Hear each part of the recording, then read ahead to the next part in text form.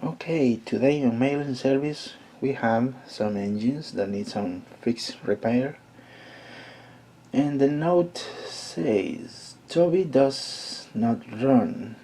Henry needs a new wire. Thomas needs a new coupling. And Doug doesn't run. And new stickers. The stickers looks good to me. They are good. James needs a new tender and rewire.